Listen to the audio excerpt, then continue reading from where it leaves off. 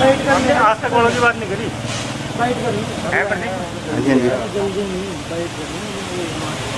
मैं लेके गई तो उनको मैंने बोला ये कि सर ये आप कंप्लेंट पढ़ो, तो सर उन्होंने लेटर भी जो एप्लीकेशन थी मेरी हाथ में भी लेने से मना कर दिया।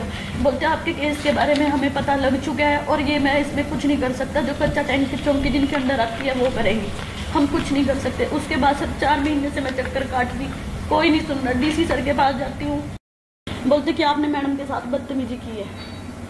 मैंने पूछा कि मैंने तो ऐसा कुछ नहीं बोला, उनको सिर्फ ये स्केल पकड़ा है कि वो एक तो मेरी हालत पहले इतनी तबीयत खराब थी कि मुझे मारने क्यों लग रहे स्केल से, सिर्फ इतनी बात हुई। हमेशा उनसे मिलने के लिए गई तो वो बोलते हैं कि पुलिस के साथ उलझोगे तो आपके साथ ऐसे ही होगा। आपकी FIR दर्द हुई नहीं? हाँ जी हुई है, पर उस पर कोई रिस्पॉन्स नहीं हो गया सर। 4 महीने होने लगे इस बात को, कोई रिस्पॉन्स नहीं है। परेशान होगी सर मैं इस बात को लेके। सर मेरा फ्यूचर पूरा खराब हो चुका है इस चीज को लेके।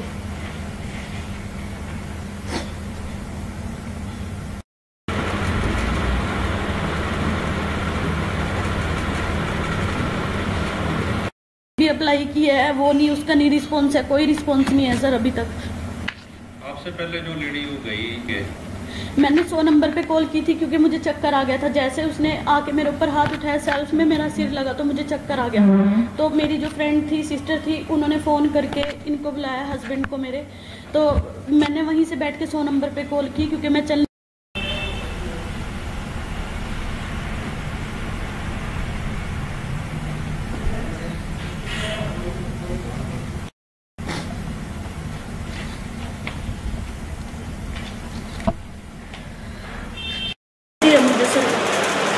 गाड़ी में, मतलब कहीं भी मैं जैसे सामान लेने, वैसे मैं डर के मारे घर से बाहर नहीं निकल पा रही क्योंकि मैं जैसे ही सामान लेने के लिए जाती हूँ या कुछ जाती हूँ, बोलेरो गाड़ी है उसमें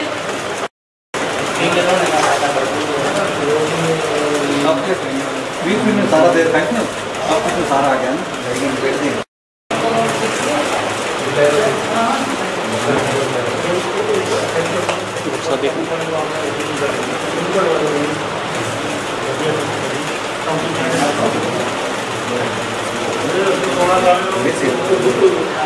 पर जो मेरा जो मेन बात है वो है यहाँ की जो SI है कच्चा टैंक चौकी की, प्रियंका ठाकुर और मैडम तपेंद्रा, उनके लिए है जी। उन्होंने मेरे साथ सर, मैं जैसे ही अपनी कंप्लेंट कराने के लिए गई कच्चा टैंक चौकी में 21 मार्च को, तो सर वहाँ पे जैसे मैं गई वहाँ पे मेरी किसी ने नहीं सुनी। मैंने कंप्लेंट कराने की कोशिश की, उन्होंने मेरी कंप्लेंट से बात, मैंने बोला उनको कि आप कंप्लेंट लिखिए, तो उन्होंने कैमरा मेरे आगे रख दिया कि इसमें आपका सब रिकॉर्ड हो रहा है। जब वहाँ पे कुछ नहीं हुआ, मैं वहाँ पे जो वो लेडीज़ थी सुनीता, उनसे मेरी बात हुई कि वो मेरे से पहले बैठी हुई थी, तो वहाँ पे मैं भी गई अपनी कंप्लेंट लिखाने, तो उनसे कोई बात नहीं सर मेरी हुई। तो जैसे ही मैं वहाँ पे गई और थोड़ी देर बाद जहाँ मेरे को वहाँ पे चक्कर आ गया, चक्कर होके मैं बेहोश हो गई। मैंने उनसे बात की, उनका मेरे को हॉस्पिटल जाने दो, उन्होंने बोला कि नहीं, बोलते कि वो आते ही, जो मैडम प्रियंका थी उन्होंने आते ही बोलना शुरू कर दिया कि भाई इनको लेडीज़ को अंदर डालो आप, और इन्होंने भाई क्या बोलते हैं 144 के तहत इनको अंदर डालो और इनसे जो भी है वो बात करो। तो मैंने सर वहाँ पे पूछा कि जैसे ही मैंने पूछा कि भाई आप क्यों ऐसा कर रहे, तो मैडम आई हमारे पास, वो प्रियंका, उन्होंने स्केल उठाया टेबल से मारने के लिए और वो सिविल में थी तो मुझे मारने लगी। मैंने ऐसे रोका तो तपेंद्रा मैडम ने मुझे 2 थप्पड़ लगा दिए। जैसे ही हम इसको रिकॉर्ड करने लगे, मेरे हस्बैंड, तो उनको भी पुलिस कच्चा टैंक पुलिस चौकी से धक्के मार के बाहर निकाल दिया। उसके बाद मुझे 2 थप्पड़ और मारे मैडम तपेंद्रा ने, और ये वीडियो बनाने लगे तो इनका फ़ोन अपने पास रख के इनको बाहर निकाल दिया। तो थोड़ी देर बाद ही मुझे पता लगता है कि आप बोलते गाड़ी आई, आप हॉस्पिटल चलो। हॉस्पिटल जैसे ही हम जाके आए, वहाँ से मुझे पता लगा कि आपको गिरफ़्तार कर लिया गया। मैंने बोला कि मेरे को किस बिहाफ पे आपने गिरफ़्तार किया और मैंने किया क्या है, तो उनसे माफ़ी मांगो, उनके हाई कॉन्टैक्ट हैं काफ़ी, आपने बदतमीजी कैसे की, उनसे तो SP तक डरते हैं, आपने बदतमीजी क्यों की उनके साथ।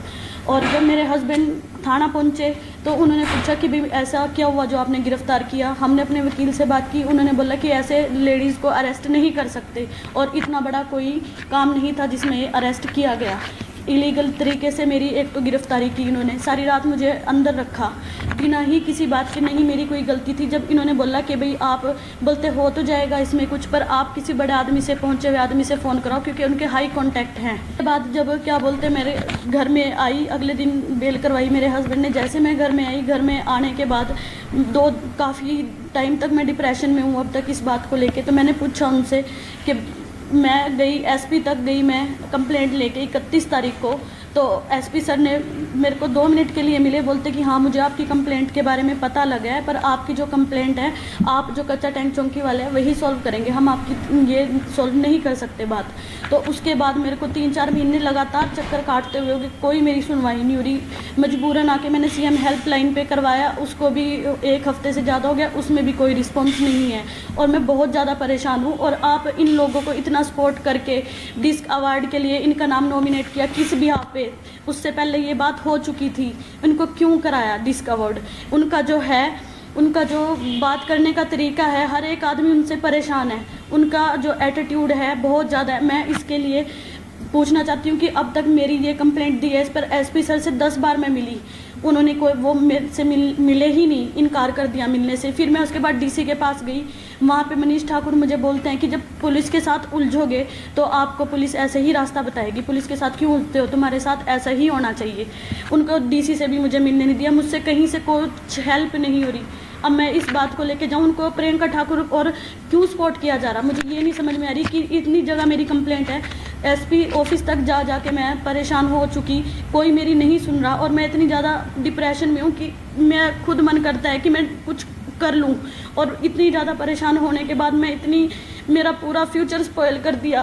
क्योंकि मैंने आगे अपना एनजीओ खोलना था, अब मेरा आगे हर एक चीज़ में अपना कुछ भी लाइसेंस वगैरह बनाना, मेरे हर चीज़ में यही चीज़ आगे आती है। अभी नहीं बात के मेरे लिए ये इतना बड़ा उन्होंने मेरे ऊपर आरोप लगाया। मैं पूछना चाहती हूँ कि मेरी गलती क्या थी? अगर जो मेरी गलती है तो आप सीसीटीवी फुटेज निकलवाइए वहाँ से। वो महिला सिविल में आके किसी को भी मारती है, दिन दिहाड़े वो ऐसे घूमती है, रोक देती है सबको। मेरा घर से निकलना मुश्किल हो गया क्योंकि मैं जाती हूँ तो मेरे को घूरती है वो, गाड़ी से जाती हूँ मैं, तो मैं बहुत ज़्यादा परेशान होगी, मेरी हेल्प की जाए, मैं बहुत परेशान हूँ। मुझे चौकी से एकदम से कॉल आती है कि मैडम 2 लेडीज़ और यहाँ पे झगड़ा कर रही हैं, आपस में मारपीट कर रही हैं। झगड़ा मीन्स मारपीट कर रही थी, अदरवाइज़ तो यहाँ पे हमारे ये डील कर लेते हैं छोटी मोटी चीज़ें।